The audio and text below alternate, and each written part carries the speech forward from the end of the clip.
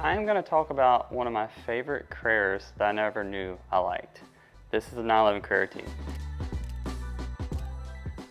So today we're going to talk about the 911 Carrera T. This is the 911 I never thought I'd fall in love with, but after spending some time with it, I've really learned to appreciate the simplicity and the engagement this car provides. So today we're going to talk about what comes standard on the car, the options I think you definitely get, and some options you should consider, and if it's the right fit for you. First, I want to go over the base options on all Carrera Ts that you're going to find on the car. And then I'll talk about some of the options that I think you should have, and then some of the options that you might could consider. First of all, they come with a got gray mirror trim, sticker on the car, the 21-inch titanium gray Carrera wheel. Now this one is obviously like a flat gold finish, which looks incredibly good on the shark blue. It also comes standard with the deck lid fence in agate gray, the Porsche emblem, and the Carrera T emblem. So that's kind of the standard things on the exterior. On the interior, which this car doesn't have unfortunately, well for the example purpose anyways, is it comes with the 4-way heated seats, which this one actually has the sport seats, which I prefer. It comes with a rear seat delete, but Porsche will add it back for no additional cost. It comes with a 7-speed manual transmission, but you can get an 8-speed PDK for no additional cost. And then it also has the lightweight glass. So you can actually come over and see the glass is actually a little bit thinner on the car. Something to note is this car is 100 pounds lighter than a base Carrera, which is pretty cool. Not huge, but it adds up. So just some base specs on the car is it's the 3-liter 9A 2B6 engine. It's got 379 horsepower and 331 foot-pounds of torque. Now with the standard 7-speed, you can do 0 to 60 in 4.4 seconds approximately, but if you go with the 8-speed PDK, you can do it in about 3.9 seconds. The curb weight on the car, now options can vary and affect it, but it's 3254 on this car. So that's just some base specs on the car to kind of give you an idea of what you're working with. Now some interesting options this car comes standard with is the Porsche torque vectoring with LSD and PASM. So that's standard on this car and it's not available on the base Carrera.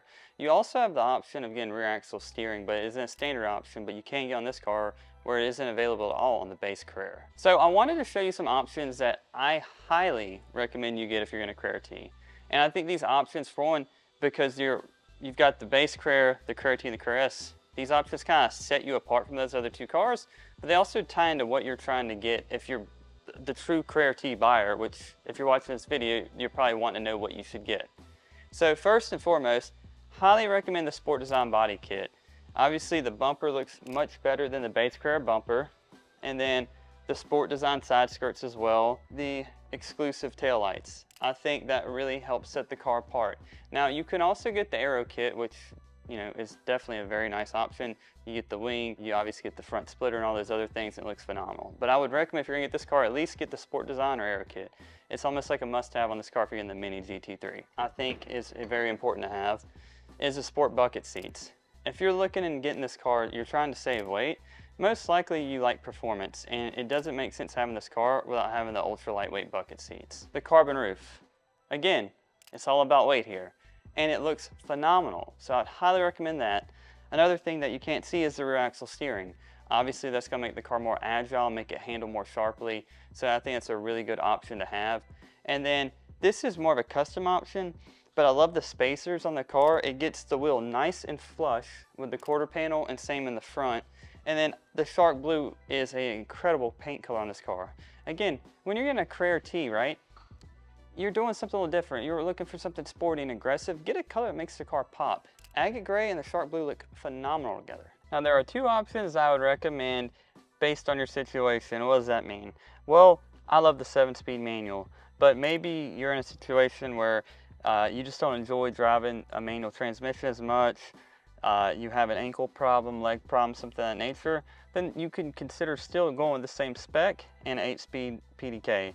Another thing, I didn't have any issues with this car having front end clearance driving it, but if you have a really steep driveway or really steep roads, I would probably recommend getting a front end lift, but I don't think it's a deal breaker on this car. I had no issues getting in and out of my driveway or other steep entrances with this car, but it could be something to consider if you have extremely steep driveways and entrances. Final thoughts are this. The base MSRP on a Carrera is $114,400.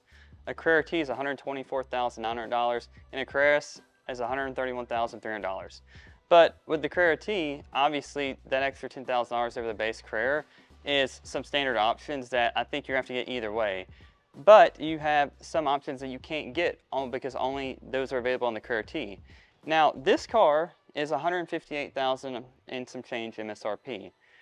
Would I buy this car over Carrera S? I think so, if it was spec'd in this manner. But again, I'm more of the enthusiast. I like driving with the manual. I'm driving the car for the experience. It's not, you know, something I need to daily drive out with the creature comforts. So if that's who you are, I think this is a perfect car for you. But I wouldn't recommend this car if you don't enjoy less and more aspect, if that makes sense. So I absolutely love this car, and I look forward to putting a lot more miles on it, hopefully in the future, and hopefully you enjoyed the video. Please comment below with your feedback, like, and subscribe.